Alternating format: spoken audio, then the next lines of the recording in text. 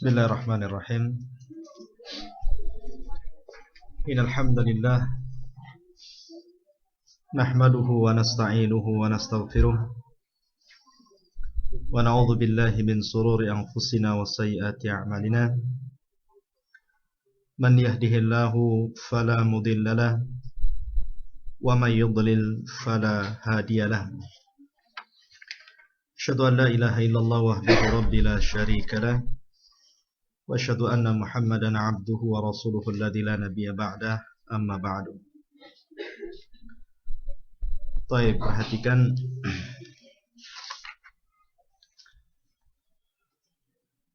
kita masuki bab baru, bab man tabarraka bi syajaratin aw hajarin wa nahwihima. Bab barang siapa yang mencari berkah dengan pohon atau bebatuan atau yang semisal keduanya, maka dia terjerumus kepada kesyirikan.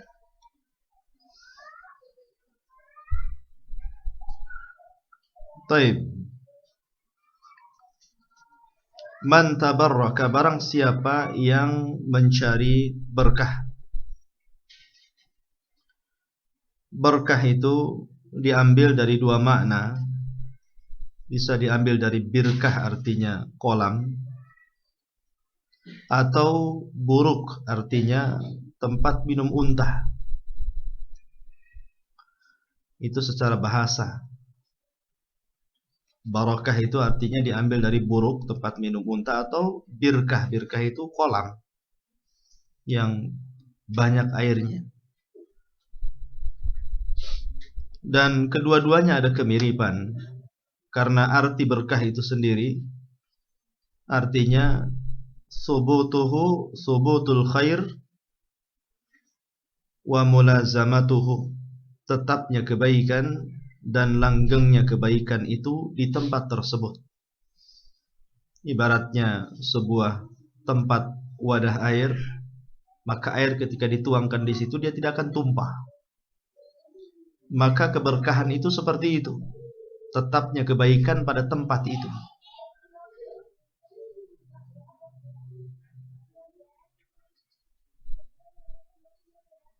Dan di sini bab ini salah satu diambil oleh Syekh Muhammad bin Abdul Wahhab dalam kitab Tauhid. Kenapa mencari berkah kepada pohon, bebatuan dan yang semisalnya dianggap musyrik?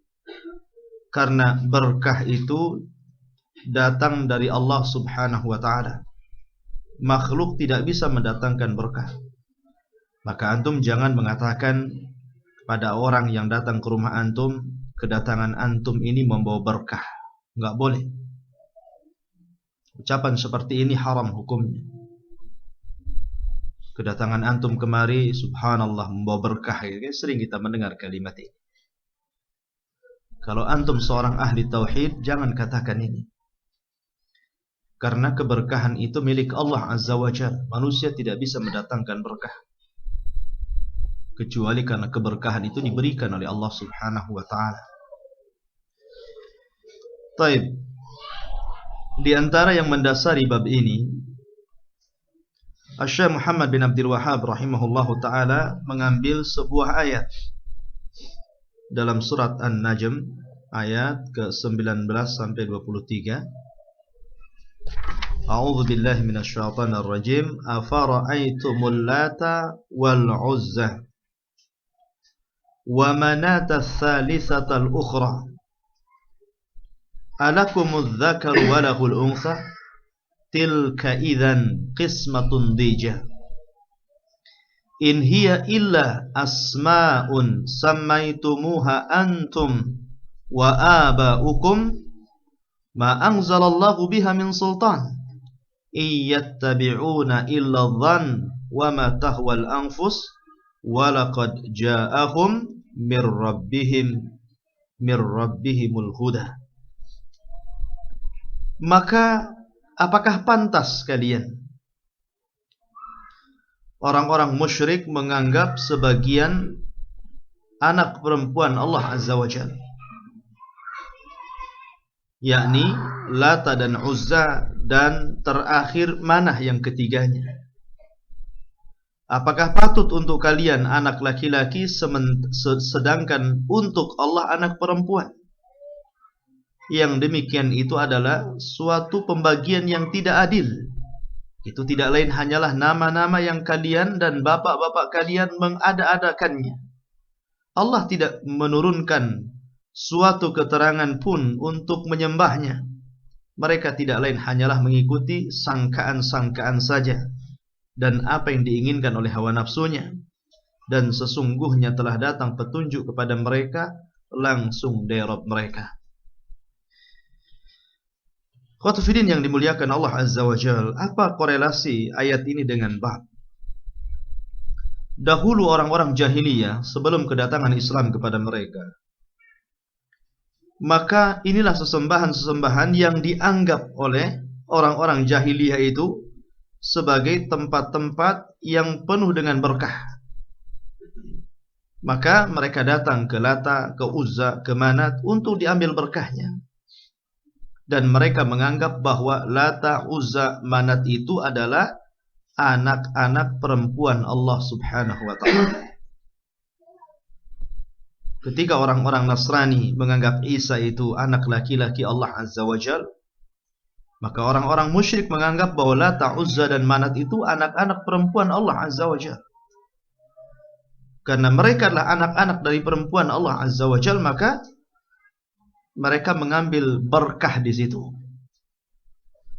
Makanya sebagian para ulama menyebutkan Lata itu, disebutkan Lata itu diambil dari kata-kata ilah.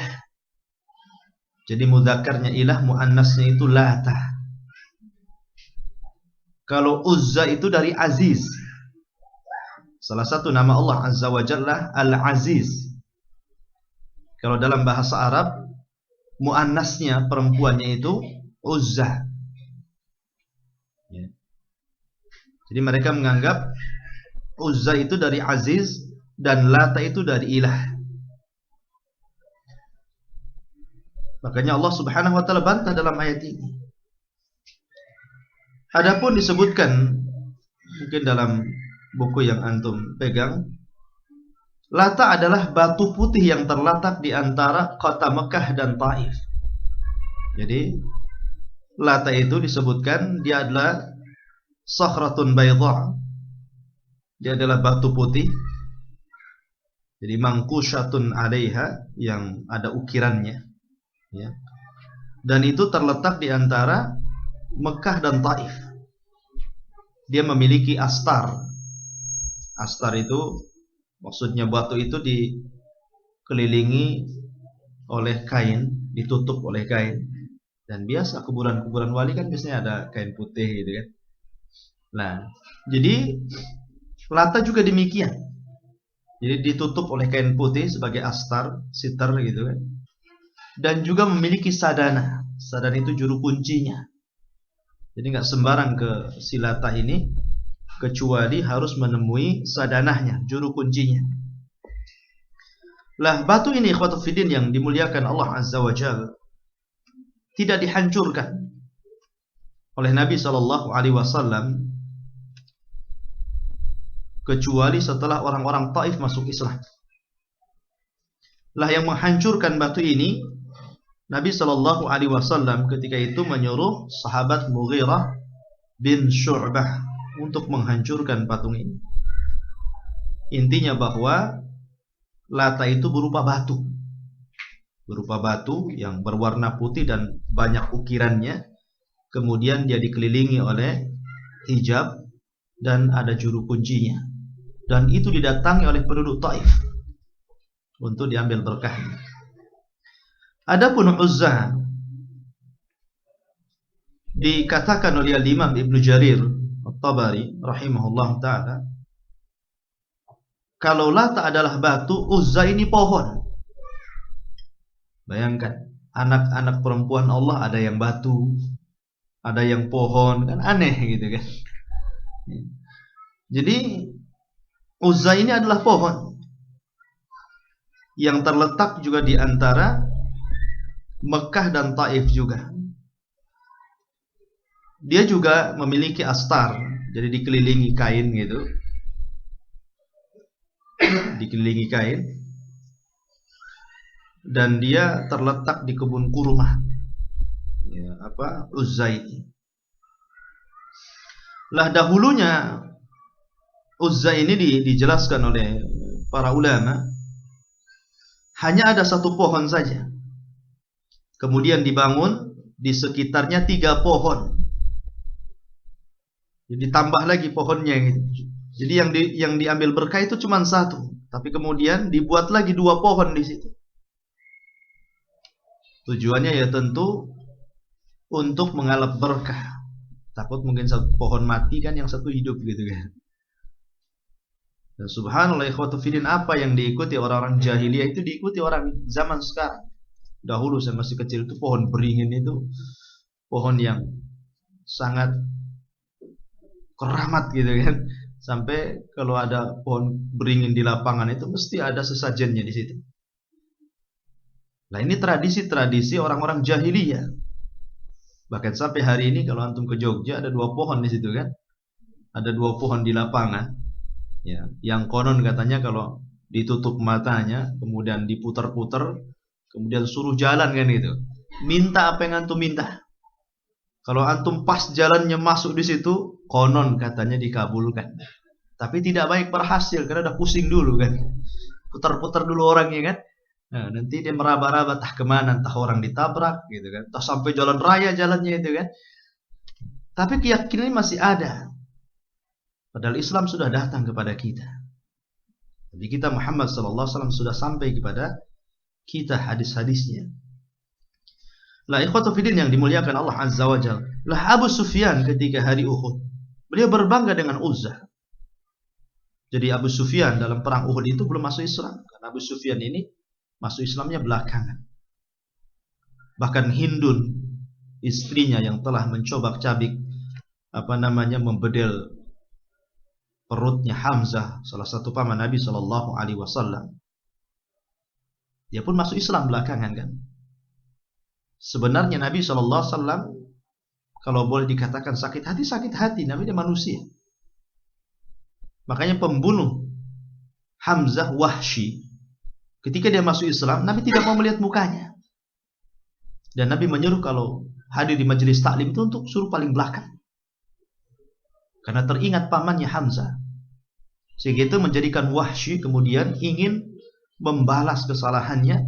Maka dia ketika perang Yamamah di zaman Khalifah Abu Bakar, di tangan dialah Musailamah Al-Kadzab, Nabi palsu, meninggal.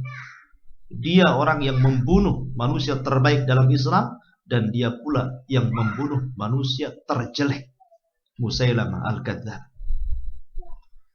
Lah Hindun ini adalah majikannya, gitu kan? Karena orang tuanya terbunuh di Badar, ketika perang Uhud Hamzah terbunuh, maka dia marah kepada jasadnya Hamzah gitu, bedel-bedelnya gitu kan, sampai ususnya itu dikalungkan, dijadikan anting-anting, dijadikan gelang, subhanallah, dimutilasi istilahnya kan. Nabi sallallahu alaihi wasallam sampai menangis. Dan seluruh para sahabat juga menangis. Ketika itulah Allah Subhanahu wa taala firmankan, "Wa la tahsabannal ladzina qutilu fi sabilillahi amwatan bal hum ahya inda rabbihim yurzaqun." Apakah kalian mengira bahwa orang-orang yang meninggal di jalan Allah Azza wa Jalla mereka mati? Tidak. Mereka akan tetap hidup dan mereka telah diberikan rizki di sisi Rabb mereka. Nah, Abu Sufyan ikhwatu fiddin ketika di perang Uhud dia masih kafir. Dia berbangga dengan Uzzanya. Bahkan dia mengatakan lana Uzza wala Uzza lakum. Kami memiliki Uzza, mau apa kalian? Kalian tidak punya Uzza. Artinya bahwa orang-orang musyrik menganggap bahwa penolong mereka, pelindung mereka itu salah satunya adalah Uzza. Mereka meminta-minta kepada Uzza perlindungan. Maka para sahabat Nabi sallallahu alaihi wasallam menjawab, ketika Nabi SAW mendengar kata-kata Abu Sufyan, kata Nabi, "Qulu Allahu maulana la maula lakum." Katakan oleh kalian, Allah lah maulana, yang akan melindungi kami. Sementara kalian tidak memiliki Allah yang akan melindungi kalian. Inilah tauhid, ikhwatu fiddin. Tauhid. Makanya ketika saya melihat satu video tayangan di Suriah, ketika ada seorang laki-laki pemuda muslim dikubur hidup-hidup, ya, tinggal satu kepala saja yang belum terkubur. Dia dipaksa untuk mengucapkan la ilaha illa Bashar. Tidak ada sembahan yang berhak disembah kecuali Bashar, maksudnya Bashar Asad. Ya, sampai-sampai pasukannya itu, pasukan Bashar itu, dan mengatakan qul la ilaha illa Bashar, katanya. Katakan bahwa tidak ada sembahan yang berhak disembah kecuali Bashar. Anak muda ini subhanallah, dia tak mengatakan Allah ilaha illallah, la ilaha illallah, sampai dipendam lagi, sampai sudah habis. Ya, tetap dia mengucapkan la ilaha illallah, karena dia tahu seorang mukmin harus tahu siapa rajanya, siapa yang mengatur alam semesta ini, siapa yang menghidupkan dan mematikan orang ini, siapa yang mengatur seluruh keadaan yang terjadi di alam semesta ini. Allahu Akbar. Makanya kenapa ikhwatu fiddin, hari ini para ulama banyak yang memfatwakan tentang seruan jihad ke Suriah. Karena rupa-rupanya yang terlibat dalam peperangan di Suriah ini orang-orang kafir sudah masuk ke sana. Jadi negara-negara komunis, negara-negara kafir sudah bergabung dengan pasukan Bashar ini untuk menumpas Sunni yang ada di Suriah. Maka kita hanya bisa berdoa kepada Allah Azza wa Jalla. Mungkin kita tidak bisa memberikan badan untuk ikut berperang di sana, tidak bisa memberikan harta untuk menyumbang ke sana, minimalnya doa. Wa in istangsarukum fid dini fa alaikumun nasr. Apabila saudara meminta pertolongan kepada kalian, berilah pertolongan kepada mereka. Sehingga Allah mengatakan infiru khifafan wa thiqala. Berangkatlah baik dengan kondisi berat ataupun ringan. Wajahidu bi amwalikum wa anfusikum. Berjihadlah dengan harta dan jiwa kalian fi sabilillah. Dzalikum khairul lakum in kuntum ta'lamun. Karena itu lebih baik bagi kalian jika kalian tahu tentang pahala di balik apa yang disebut dengan syahid atau jihad. Dan hari ini ikhwatu fiddin, bab-bab jihad itu jarang dibahas tengah-tengah kita. Dan kita dilalaikan untuk tidak membahas perkara ini. Padahal dahulu Nabi SAW mengajarkan kepada para sahabatnya untuk hubbus syahadah, agar kita cinta mati syahid. Itu yang diajarkan Nabi. Nabi mengajarkan keluarganya, sahabat-sahabatnya, agar kita mencintai syahadah, mencintai supaya kita mati syahid. Karena tidak ada satu pun manusia yang hidup di dunia kemudian mereka diwafatkan oleh Allah Azza wa Jalla, kemudian mereka diberikan nikmat yang besar oleh Allah di sorga, yang menginginkan hidup kembali ke dunia kecuali para mujahidin. Sampai-sampai orang-orang yang mati syahid ketika meninggal, mereka sudah diberikan kenikmatan banyak di sorga. Allah Subhanahu wa taala berfirman kepada mereka, "Hal turiduna syai'an azidukum aktsara min hadza?" Maukah kalian kutambah nikmat yang telah aku berikan lebih banyak daripada ini? Para syuhada hanya mengatakan, "La ya Rabb, la nuridu syai'an." Tidak, wahai, cukup, ini sudah cukup. Allah bolak-balik menemui ahli syurga. Sampai ketika ahli surga, para syuhada mengetahui Allah pasti akan terus datang kemari. Akhirnya mereka pun menjawab, "Na'am ya Rabb, ya, kami menginginkan sesuatu." Allah mengatakan, "Madza tatlubun?" Kalau begitu apa yang kalian kehendaki? Maka para syuhada mengatakan, "Nahnu nuridu an turji'ana ila dunya fanuqtalu fika marratan tsaniyah." Kami hanya menginginkan kepadamu ya Rabb, kembalikan kami ke dunia. Kami akan berperang kembali untukmu supaya kami bisa mati syahid yang kedua kalinya. Bahkan dalam riwayat Bukhari, supaya kami bisa mati syahid 10 kali. Orang sudah masuk surga ingin ke dunia lagi. Dan ini hanya ada pada orang-orang yang mati syahid. Makanya wajar ketika ada seorang laki-laki mendengar Abi Musa al-Ash'ari radhiyallahu anhu mengatakan sabda Nabi SAW, "Inna abwabal jannah tahta dilalis suyuf." Sesungguhnya pintu-pintu surga itu di bawah kilatan-kilatan pedang. Maka Laki-laki ini mendatangi Abi Musa dan mengatakan, "Asami'ta hadza ya Aba Musa min Rasulillah sallallahu alaihi wasallam?" Wahai Abi Musa, apakah kau mendengar langsung sabda ini langsung dari lisan Rasul sallallahu alaihi wasallam? Kata Abu Musa, "Ya, aku mendengar langsung." Rasul mengatakan, "Inna abwabal jannah ta'tadila lis-sunnah." Sesungguhnya pintu-pintu surga itu di bawah kilatan pedang.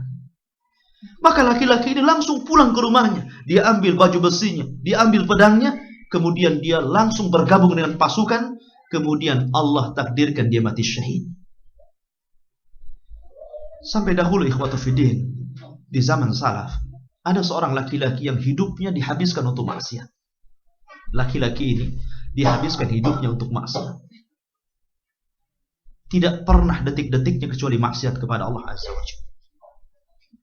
Sampai suatu ketika dia melintasi orang yang sedang membaca Al-Quran. Seorang alim yang sedang membaca Al-Quran.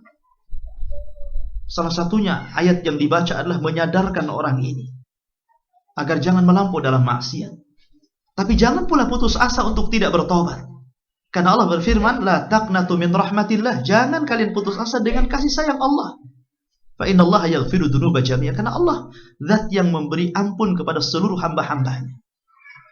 Ketika dia mendengar ayat ini, dia pun tersadar. Akhirnya dia habiskan waktu-waktunya untuk berpuasa sampai dia kurus. Malam-malamnya dia lakukan untuk qiyamul lail sampai lututnya kapalan, atau istilahnya bahasa kita ini kapalannya, sampai banyaknya sujud. Jadi lututnya itu sampai mau rontok gitu bahasanya. Karena dia menyesal dengan dosa-dosanya.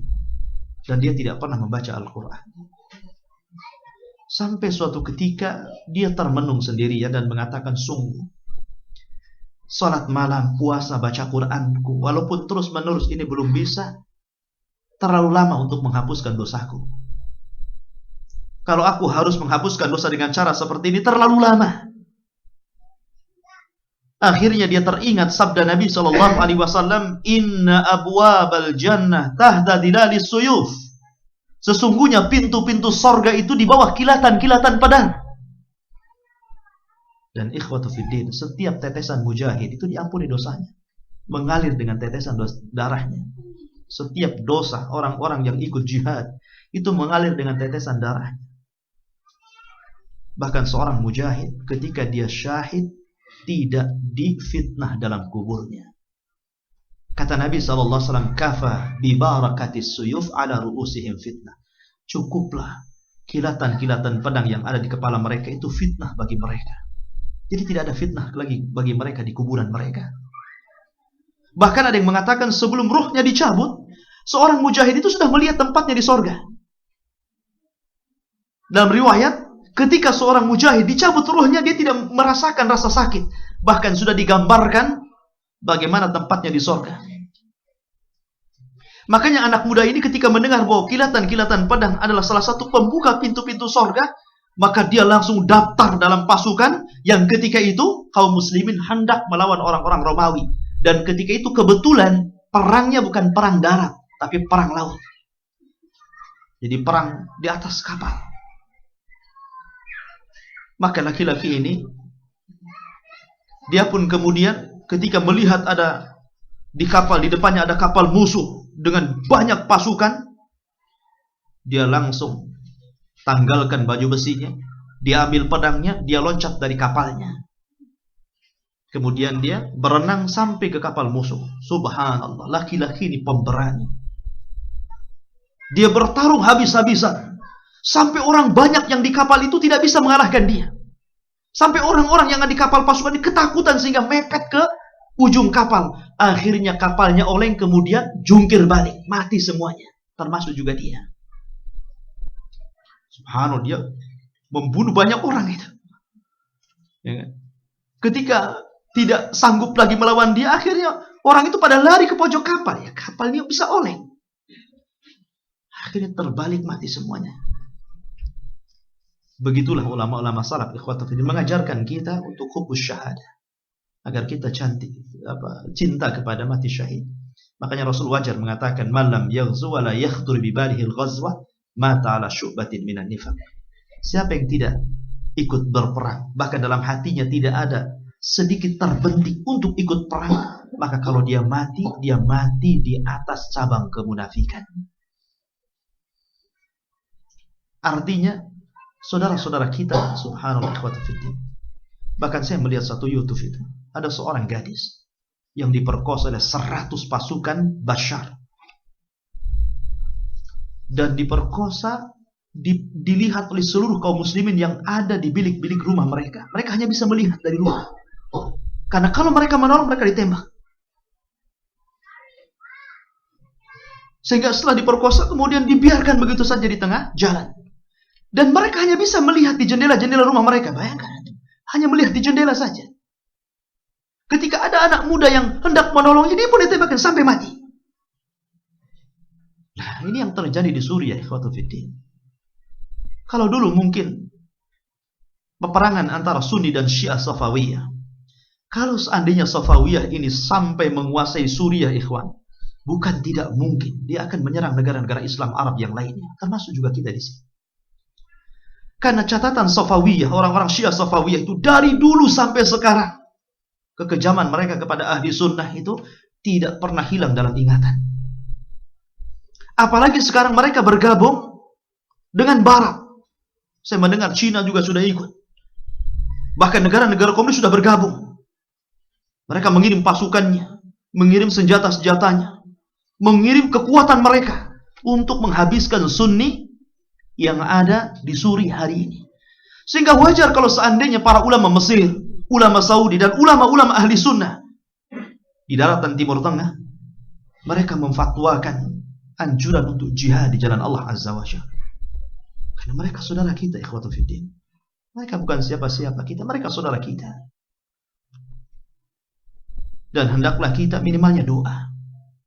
Kalau bisa memberikan harta-harta kita berikan kepada mereka. Tapi ikhwatu fiddin yang dimuliakan, kita lanjut bahwa kembali kepada Abu Sufyan. Abu Sufyan di perang Uhud, dia berbangga dengan Uzza. Dia mengatakan, lanal Uzza wala Uzza lakum. Kami memiliki Uzza dan kalian tidak punya Uzza. Maka Rasul mengatakan kepada orang-orang Islam kaum muslimin dari kalangan sahabat Rasul, qulu Allahu maulana la maula lakum. Ya, kami tidak punya Uzza, tapi kita punya Allah sebagai pelindung kami, dan kalian tidak punya Allah. Tauhid, ikhwatu fiddin. Tanamkan akidah yang dalam tauhid. Taib, adapun yang ketiga, Manat. Lah Uzza ini, ikhwatu fiddin, ketika terjadi Fathul Makkah, maka Khalid bin Walidlah yang merobohkannya. Khalid ibn Walid yang merobohkannya. Sekali lagi, ikhwan, Khalid ibn Walid dikubur di Suriah, di daerah Hims. Disitulah kuburan Khalid bin Walid, daerah Himas, ikhwatu fiddin, yang disabdakan Nabi SAW, yaumul marhamah. Pada hari kelak akan terjadi pertempuran besar antara muslim dan kafir di satu tempat yang disebut dengan Dimaski, atau dengan sekarang disebut dengan Damaskus, dan itu di Suriah. Bahkan Rasul mengatakan pada hari kiamat seluruh manusia akan dikumpulkan di situ. Jadi Allah akan mengirim dua api yang sangat besar, menggiring manusia, kemudian dikumpulkan di Syam. Di situ tempat berkumpulnya manusia pada hari kiamat, ikhwatu fiddin. Bahkan Rasul pernah mengatakan, tuba li Syam, tuba li Syam, tuba li Syam. Beruntung orang-orang yang ada di Syam, kata Rasul. Beruntung orang-orang yang ada di Syam. 3 kali Rasul mengatakan beruntung orang-orang yang ada di Syam. Ketika itu para sahabat bertanya, li ayyi syai'an dzalika ya Rasulullah? Kenapa mereka mendapatkan keberuntungan wahai Rasul? Maka Rasul mengatakan, fa innal malaika basitu ajnihatiha 'alaiha.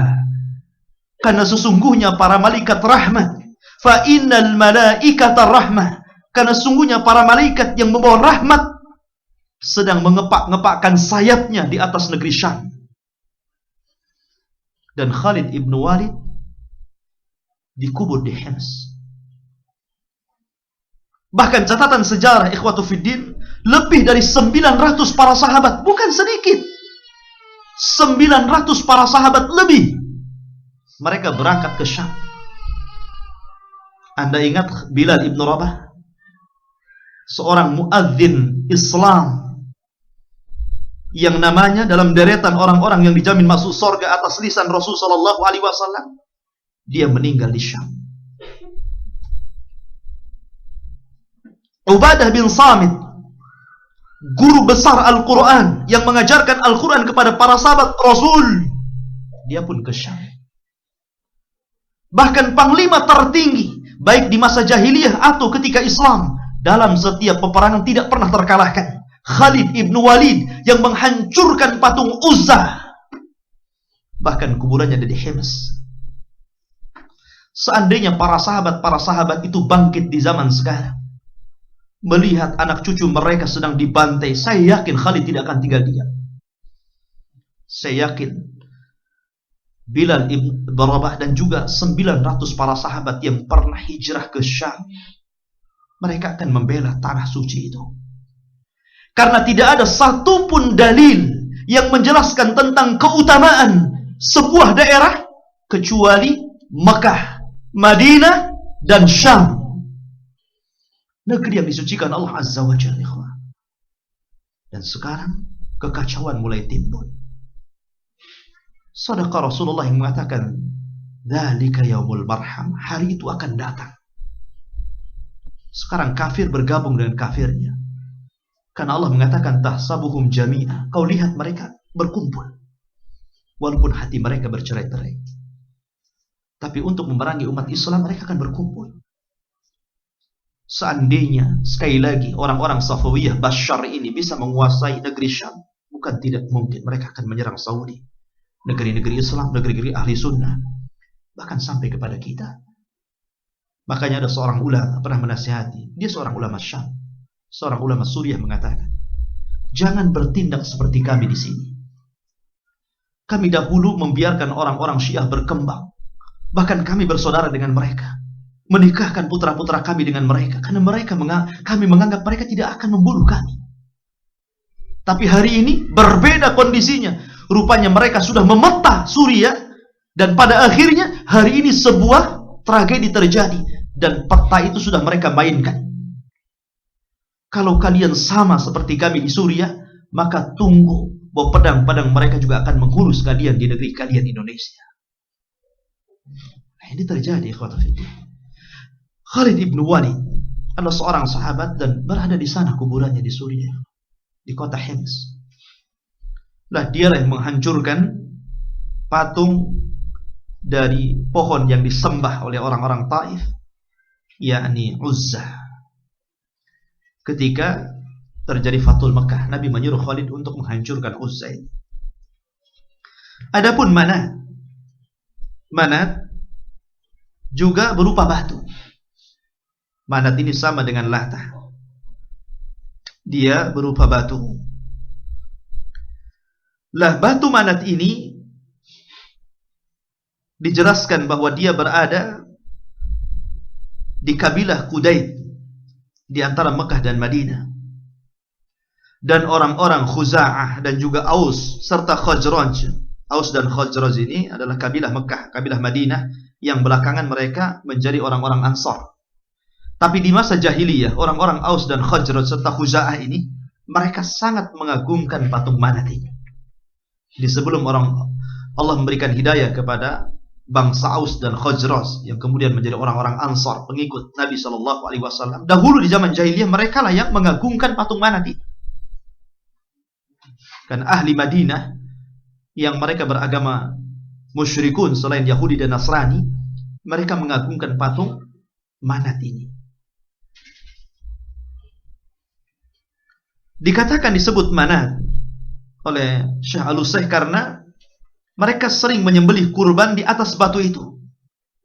Tentu dalam rangka mengagungkan patung itu, maka disebut Manat. Karena kalau orang berkorban, kalau hendak menyembelih kambing, sapi ataupun unta, mereka dibawa ke batu itu dan disembelih di atas batu itu untuk mengambil berkahnya. untuk mengambil berkahnya. Itu diantara keterangan intinya bahwa ayat ini menunjukkan bahwa mengambil berkah dari pohon dan batu adalah tradisi kesyirikan jahiliyah. Inti ayat ini korelasinya dengan bab. Barang siapa yang mengambil berkah dengan pohon dan batu dan yang semisalnya, maka dia musyrik. Ayatnya ini di antara tradisi jahiliyah, mereka mengagungkan batu dan pepohonan. Lata dan Manat adalah batu, sementara yang pohon adalah Uzza. Baik, kita lanjut. Kemudian Syekh Muhammad bin Abdul Wahhab juga menyambung ayat itu dengan sebuah riwayat. An Abi Waqid Al-Laythi qala, dari Abi Waqid Al-Laythi dia berkata, kharajna ma'a Rasulillah sallallahu alaihi wasallam ila Hunain wa nahnu hudatsa'u ahdi bi kufrin. Kami keluar bersama Nabi sallallahu alaihi wasallam untuk tujuan berperang di Hunain. Sementara kami hudatsa'u ahdi bi kufrin, masih dekat dengan kekufuran karena baru masuk Islam. Artinya akidahnya belum kokoh karena baru masuk Islam. Maksudnya hudatsa ahdi bi kufrin itu masih baru sehingga dekat dengan kekufuran, belum mantap akidahnya. Walil musyrikina sidratun ya'kufuna indaha wa yanutuna biha aslihatahum. Sementara orang-orang musyrik, mereka memiliki pohon. Memiliki pohon, sidrah itu artinya pohon bidara. Kalau antum yang pernah ke Timur Tengah tahulah pohon bidara. Pohon yang berduri, namun buahnya bisa dimakan. Dan pohon itu banyak vitaminnya daunnya. Makanya kalau ada kambing dikasih daun pohon bidara itu gemuk. Ya, kalau bahasa kita ini dikasih ampas tahu ya gitu kan, nampak gemuk gitu. Sana vitaminnya kambing itu kalau dikasih daun bidara itu bisa gemuk. Subhanallah. Pohon bidara ini pohon yang luar biasa. Makanya dia pun berada di atas langit. Atau pernah mendengar istilah Sidratul Muntaha? Sidrah itu artinya pohon, pohon bidara. Muntaha itu di ujung langit sana. Jadi pohon yang ada di ujung langit sana. Nah, orang-orang musyrik itu mengagungkan pohon bidara. Ada satu pohon bidara yang besar itu diagungkan orang-orang musyrik. Konon dalam pohon itu ada berkahnya. Makanya ya'kufuna indaha. Mereka biasa i'tikaf di situ. Kita kan di masjid. Dia i'tikaf di pohon itu. Di bawah pohon itu, buat tenda-tenda, tidur-tidur di situ, beriktikaf bermalam di situ. Bukan itu saja, wa yanutuna biha aslihatahum. Mereka juga menggantungkan senjata-senjata di pohon bidara itu, supaya ada transfer kekuatan dari pohon itu dimasukkan ke dalam pedang-pedang mereka. Diisi bahasa kita ini. Kalau dulu ada istilah empu-empu yang buat keris itu kan, ya, kan diisi kerisnya itu. Atau empu-empu yang buat batu aki itu kan diisi batu akinya, biar ada kekuatan. Ya. Lah mereka juga berkeyakinan seperti itu. Jadi kalau pedang itu digantungkan di pohon bidara itu akan terisi gitu. Mungkin tidak mudah patah atau apa gitu istilahnya, atau mudah menebas lehernya. Sehingga ketika itu yuqalu laha dzatu anwat, makanya disebut dzatu anwat, gantungan-gantungan pedang. Kemudian para sahabat mengatakan famararna bisidrah, kami pun ketika berangkat di perjalanan Hunain melewati pohon itu. Yang dulu semasa jahiliyah pohon itu dijadikan berkah bagi mereka. Mereka tidur di situ, mereka gantung pedang di situ. Ketika berangkat ke Hunain, mereka lewat pula di pohon itu. Sehingga terkenang di zaman jahiliyah jadinya kan. Nostalgia dengan pohon itu. Fakulna, maka kami para sahabat bertanya, ya Rasulullah, ij'al lana dhata anwatin kama lahum dhata. Ij'al lana dhata anwat. Kenapa kau tidak jadikan kami juga seperti yang mereka punya? Gitu. Kenapa kau tidak sediakan pohon untuk kami, biar pedang-pedang kami juga kita gantungkan di situ dan kita juga beriktikaf di situ, sebagaimana mereka juga seperti itu orang-orang musyrik. Maka Nabi SAW, padahal ini sahabat baru masuk Islam, ikhwan. Sahabat ini baru masuk Islam, belum lama, masih mu'alaf. Rasul marah. Biasanya Rasul kalau kepada orang yang baru masuk Islam gak pernah marah. Kepada orang-orang yang masih awam, itu gak pernah marah Rasul. Contoh ketika ada orang yang kencing di masjid, Rasul gak marah kan? Rasul hanya menasihati dia. Tapi ini Rasul tidak main-main. Mukanya pucat, merah, padam. Kemudian Rasul bertakbir, Allahu Akbar, Allahu Akbar, Allahu Akbar. Allah Maha Besar, Allah Maha Besar, Allah Maha Besar. Innahas sunan, kata Rasul. Ini tata cara umat dulu.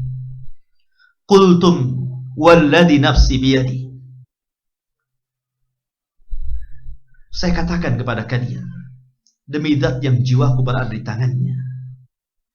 Qultum kama qalat Banu Israel li Musa. Ucapan kalian ini persis seperti Bani Israel yang meminta kepada Musa alaihi salatu wassalam, ij'al lana ilahan kama lahum alihah.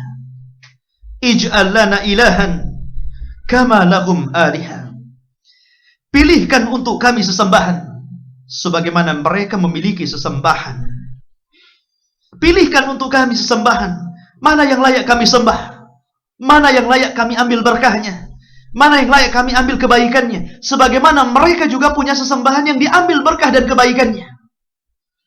Lah ucapan kalian ini persis seperti ucapan Bani Israel li Musa kepada Musa, yang mengatakan, pilihkan untuk kami sesembahan yang layak untuk kami sebagaimana mereka punya sesembahan. Maka Rasul mengatakan, la tarkabunna sunana man kana qablakum. Sungguh kalian pasti akan mengikuti tata cara umat sebelum kalian. Bahkan dalam riwayat, innakum qaumun tajhalun. Sesungguhnya kalian umat yang bodoh. Rasul sampai mengatakan seperti itu. Sampai dibodoh-bodohkan para sahabat. Kenapa? Aku sudah datang untuk kalian, memberikan hidayah Allah Azza wa Jalla. Kalian akan kembali kepada sesembahan kalian, gitu maksudnya. Maka Imam Ibnul Qayyim mengatakan, sebab terjadinya kesyirikan yang terbesar adalah kebodohan. Mana dalilnya? Ini ucapan Rasul. Innakum qaumun tajhalun. Kalian umat yang bodoh. Sudah diberikan hidayah kok masih ingin menyembah sesembahan nenek moyang kalian. Maka Imam Ibnul Qayyim mengatakan, tidak ada sebab terbesar terjadinya kesyirikan kecuali kejahilan, kebodohan. Baik, ikhwatu fiddin. Di dalam riwayat ini bahwa dzatu anwar, gantungan-gantungan pedang, ini salah satu jenis dari syirik besar, ikhwan. Ini salah satu jenis dari syirik besar. Kenapa? Pertama, karena orang-orang musyrik itu mengagungkan pohon itu untuk diambil berkahnya. Mereka i'tikaf di situ. Artinya, orang-orang musyrik itu mengagungkan pohon itu. Yang kedua, mereka beriktikaf di situ. Bukan hanya mengagungkan dengan mengambil berkah sehingga menggantungkan pedang-pedang mereka, tapi juga mereka beriktikaf. Iktikaf itu ibadah. Karena Allah mengatakan, wa antum aakifuna fil masajid. Dan hendaklah kalian beriktikaf untuk Allah di masjid-masjid kalian. Artinya iktikaf itu adalah ibadah, dan ibadah itu tidak boleh diberikan kecuali kepada Allah Azza wa Jalla. Sementara mereka beriktikaf diberikan kepada pohon-pohon mereka. Makanya dikatakan ini jenis kesyirikan dari syirik besar. Dari dua segi. Pengagungan dan menyelewengkan ibadah. Maka kalau seandainya sekarang ada orang yang menganggap satu pohon itu ada berkahnya, sehingga mengalap berkah di situ, sampai dia berdoa di situ, maka ini bukan syirik kecil, ikhwan. Ini syirik besar. Pertama, dia mengagungkan pohon itu. Yang kedua, dia menyelewengkan doa ataupun ibadah kepada selain Allah Azza wa Jalla. Dan ini syirkul akbar, syirik besar. Ini syirik besar, ikhwatu fiddin, yang dimuliakan Allah Azza wa Jalla. Lah di sini kaitannya adalah Syekh mengambil dalil ini sebagai contoh bahwa budayanya orang-orang musyrik di zaman dulu adalah ngalap berkah dengan pohon. Maka budaya ini juga ternyata diikuti. Wajar diikuti karena misdaq qauli Rasul. Artinya ini pembenaran sabda Rasul kan? Rasul yang mengatakan, kalian umat Islam akan mengikuti tata cara umat sebelum kalian. Di ujung hadis Rasul mengatakan seperti ini. Artinya, maka tidak akan mungkin umat ini selamat kecuali orang-orang yang Allah telah berikan rahmat kepada mereka. Karena Allah mengatakan wa may yu'minu billahi illa aktsaruhum musyrikun. Dan tidaklah mereka beriman kepada rububiyah Allah Azza wa Jalla melainkan mereka menyekutukan Allah dalam bab uluhiyah. Kebanyakan orang-orang yang beriman kepada rububiyah ternyata mereka melakukan kesyirikan dalam uluhiyah. Artinya apa? Orang-orang Islam itu mengakui Allah yang menciptakan mereka, Allah yang memberikan rizki kepada mereka, Allah yang menghidupkan dan mematikan mereka, Allah yang mengatur, memiliki, menguasai alam semesta ini. Mereka yakin dengan itu. Tapi keyakinan mereka tidak menjadikan mereka mengalihkan doa-doa untuk Allah, khusyuk untuk Allah, rasa takut untuk Allah. Bahkan sebagian orang-orang yang meyakini rububiyah ini, Allah yang menciptakan, Allah yang menghidupkan, Allah yang mematikan, Allah yang mengatur, rupanya mereka selewengkan doa kepada selain Allah, selewengkan khusyuk kepada selain Allah, selewengkan takut kepada selain Allah, dan harapan serta ibadah-ibadah yang lain yang banyak sekali. Antum bisa melihat ikhwan, orang-orang yang datang ke kuburan, kuburiyun, orang-orang yang suka menyembah kuburan, terutama kuburan-kuburan yang jelas-jelas dikeramatkan oleh mereka dari kalangan para nabi, para rasul dan aulia, para wali. Antum bisa melihat khusyuknya mereka di situ. Khusyuk betul. Ngadap kuburan, tah berzikir. Bahkan ada orang yang beriktikaf di situ, berpuasa di situ, ada yang sampai nangis-nangis meminta-minta di situ. Itu kan khusyuk namanya. Kenapa mereka tidak lakukan hal yang sama ketika mereka salat? Kenapa ketika mereka salat tidak menangis? Tapi kenapa mereka ketika di depan kuburan mereka bisa menangis? Kemana khusyuk kalian? Kepada Allah atau kepada kuburan? Rasa takut. Ada orang yang takut kualat dengan kuburan. Sehingga kadang-kadang ada adabnya masuk kuburan. Orang kuburan yang ditentukan itu. Jangan lagi kuburan. Bahkan ada tempat-tempat tertentu. Saya masih awam dulu pernah masuk ke Keraton Jogja. Itu sampai keluar pun tidak boleh balik kanan. Mundur dulu. Kalau sampai pintu baru balik kanan. Tapi saya lihat anehnya turis yang masuk situ biasa-biasa saja gitu kan. Nggak digubris gitu. Jadi abdi dalam tuh ya mungkin juga cari ceperan duit, saya nggak tahu ya. Saya masuk di situ udah dilayani. Dulu masih awam-awam datang ke sana. Saya kira hari ini kurang lebih saja. Sampai di sana, nggak boleh lewat sini. Ada batasannya. Langkah sedikit kualat.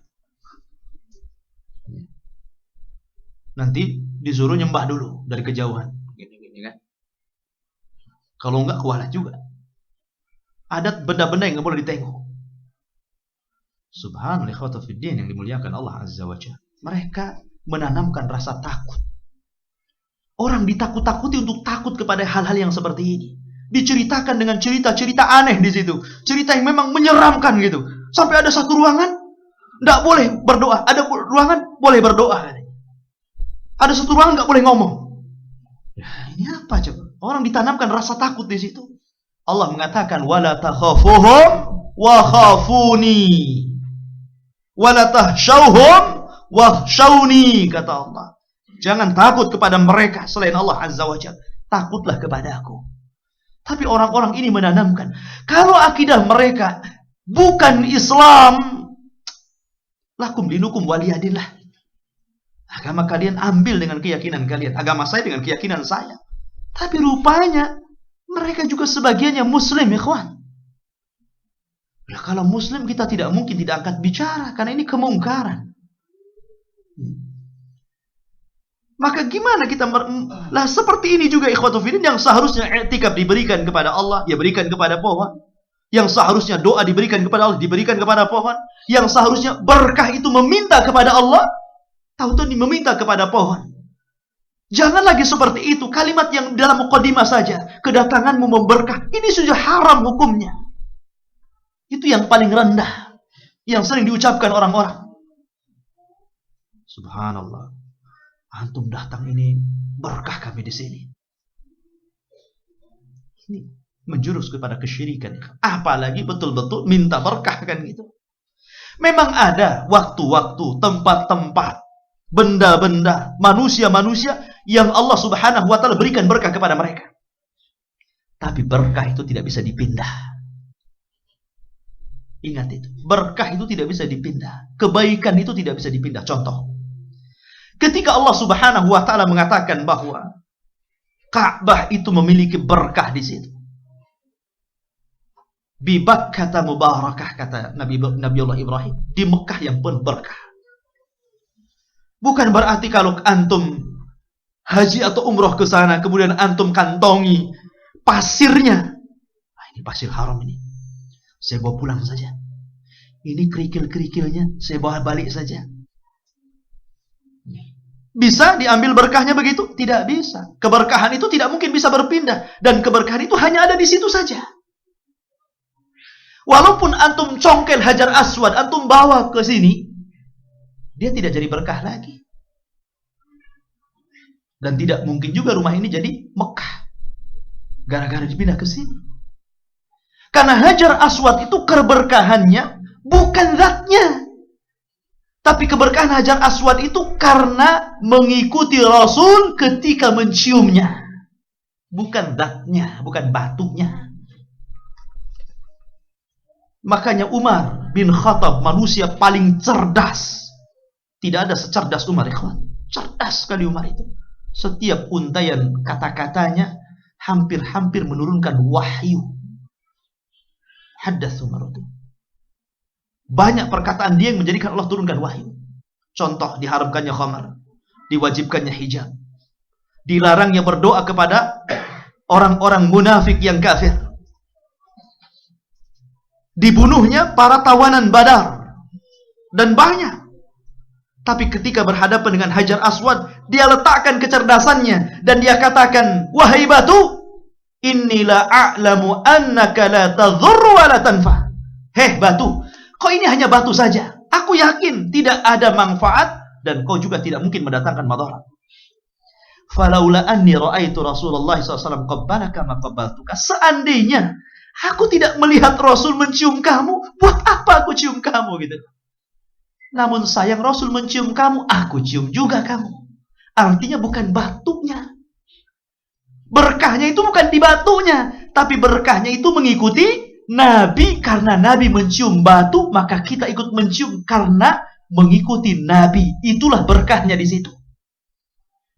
Walaupun antum congkel Hajar Aswad itu, kemudian antum tempah kepada tukang batu akik, nih jadi batu akik semua.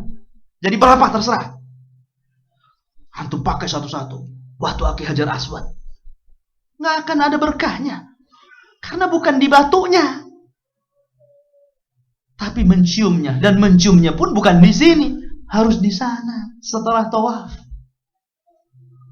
Dalam salah satu sunnah tawaf itu mencium Hajar Aswad. Baik ketika antum umrah atau haji atau mungkin tawaf biasa, antum dari hotel pergi ke Masjidil Haram, antum tidak mau sholat tahiyatul masjid, antum tawaf gantinya. Dimulai dari Hajar Aswad, bisa cium-cium, nggak bisa ya sudah lewat saja. Jadi salah kaprah. Contoh juga manusia, tidak semua manusia punya berkah. Yang diberikan berkah secara hissiyah dan maknawiyah, secara maknawi dan hissiyah badan, itu hanya para nabi dan rasul. Termasuk Rasul kita Muhammad sallallahu alaihi wasallam. Keringatnya penuh dengan kebaikan. Sampai istrinya, kalau Nabi sallallahu alaihi wasallam tidur, diambilnya keringat dimasukkan ke dalam botolnya untuk farhum, minyak wangi. Bahkan ada riwayat seandainya sahih, darahnya Rasul yang bekas bekam itu diminumnya oleh Saubah, maula Rasulullah SAW. Kalau riwayat ini sahih. Bahkan Rasul kalau berwudu, sisa wudunya menjadi rebutan para sahabat. Sampai-sampai dikatakan hatta naqtatil, sampai kami seolah-olah berperang untuk mendapatkan sisanya itu. Sisa wudunya Nabi.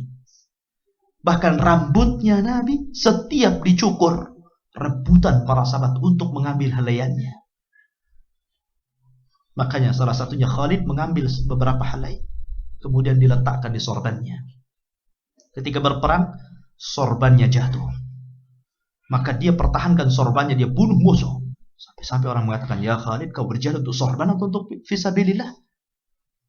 Khalid mengatakan, di sorbanku ada rambut Rasul. Jangan sampai dia jatuh di negeri musuh dan dihinakan oleh para musuh.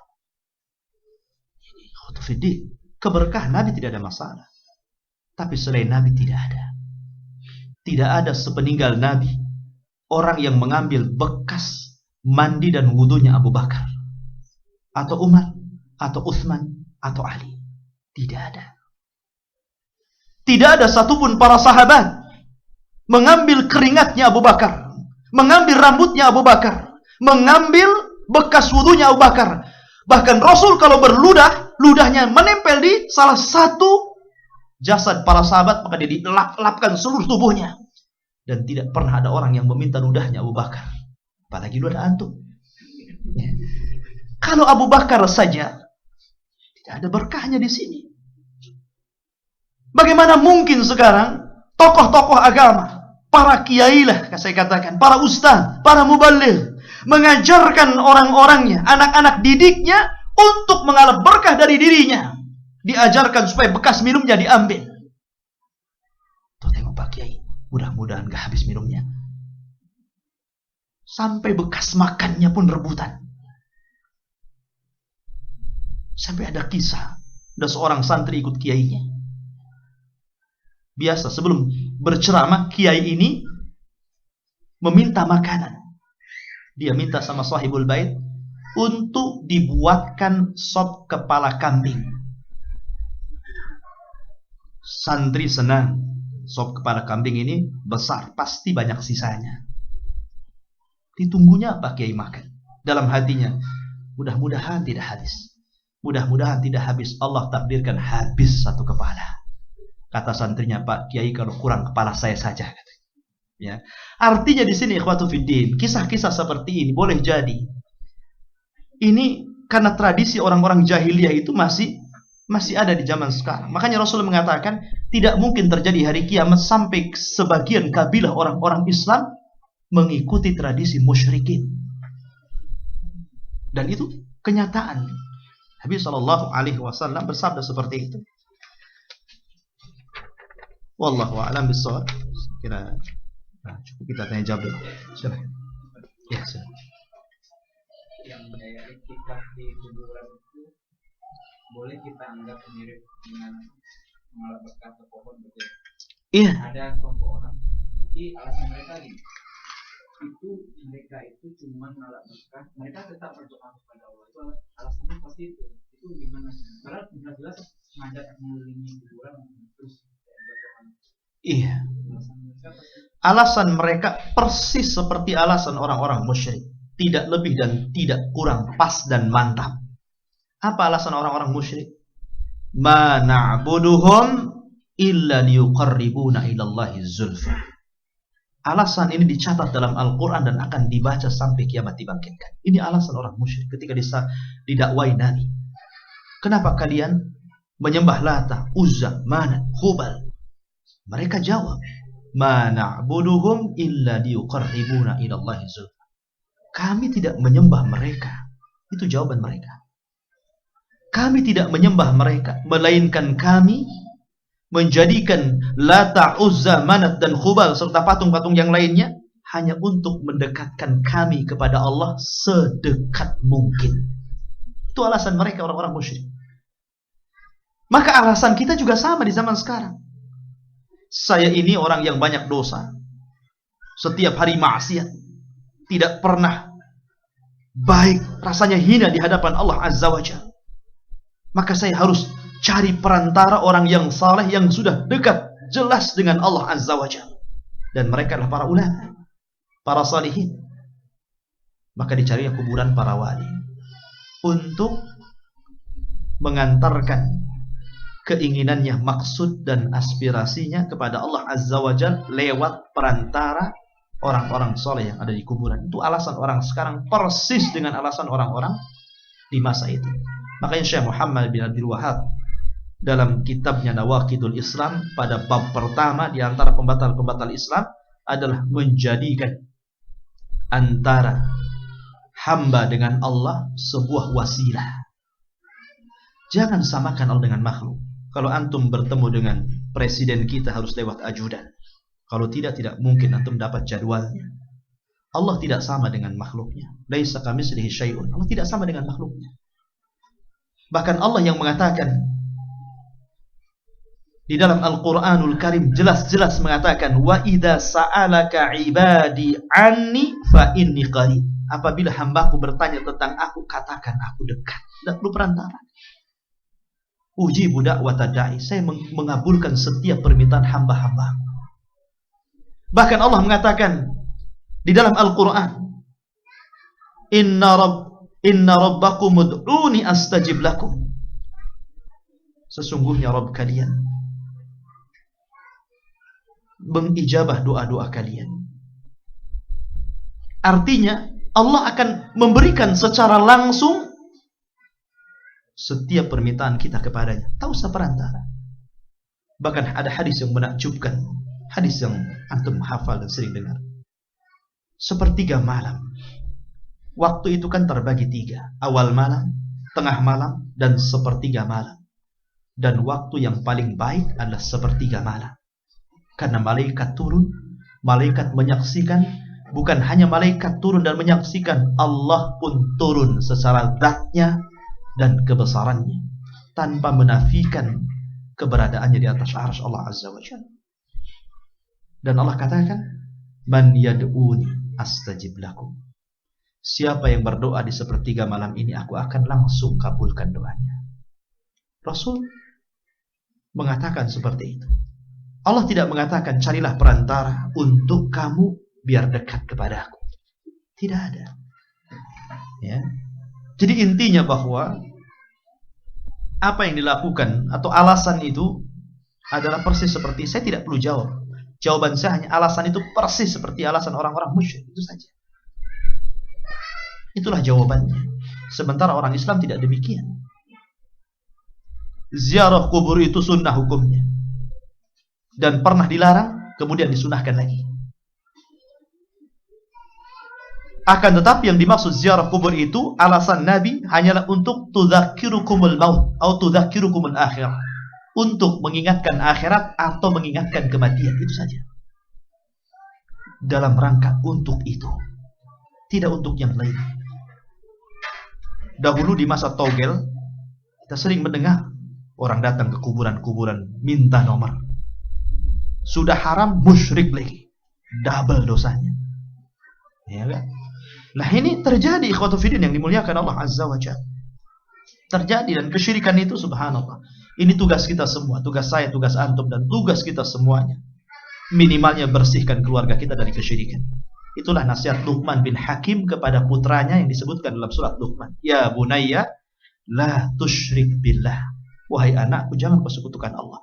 Dan itu Nabi kita, Nabi Muhammad, serta Nabi Ibrahim alaihi salatu wassalam berdoa dalam Al-Quran, wajnubni wa baniya an na'budal asnam. Jauhkan aku dan anak keturunanku dari menyembah berhala.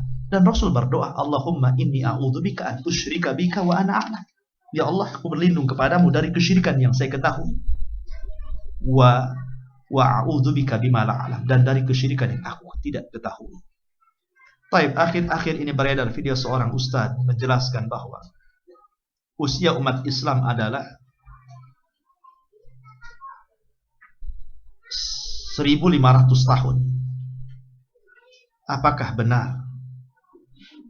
Ada hadis yang menjelaskan mengenai hal ini. Apakah artinya sebentar lagi Islam akan tumbang habis karena sekarang sudah tahun 1437 Hijriah? Tanyakan kepada ustaz ini. Dalilnya satu. Yang kedua, umat Islam tidak akan tumbang. Karena Rasul yang mengatakan seperti itu. La tazalu ta'ifatum min ummati zahirina 'alal haqq mansurin la yadurruhum man khadalahum wala man khalafahum hatta ya'ti amrullah wa hum kadzalik. Akan senantiasa ada di antara umat ini yang menampakkan kebenaran dan akan ditolong oleh Allah Azza wa Jalla sampai kiamat dibangkitkan. Mereka tidak mencelakakan orang yang menghina mereka dan menyelisih mereka. Islam akan jaya, dan kejayaan itu juga akan berada di Syam. Kejayaan Islam ada di Syam. Kejayaan Islam ada di Syam, ikhwatu fillah. Disitulah bertemunya pasukan orang-orang Islam dan orang-orang kafir. Dan disitulah Allah menangkan umat Islam dan akan memperoleh kejayaannya.